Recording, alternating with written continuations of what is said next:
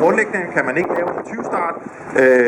Tiden begynder først at tælle i det øjeblik, ruller, og uanset hvor længe at den grønne lampe er tændt, inden man tæller afsted, så er man så tæller til. At den, der kommer sidst til mål, rent faktisk er den, der får den bedste tid. Det tror jeg ikke bliver tilfældet her, hvor vi har Morten Sanderhoff i højre bane, og i venstre bane er det Søren Christensen, som kører meget forsigtigt. Han er nu kommet i mål i tiden 14.83. 11.26 til Morten i højre spor. Ja, så har vi Andreas Dinesen i venstre bane i Mazda RX-7, og han kører på Michael Kolding Pedersen i den store Cadillac over i højre side.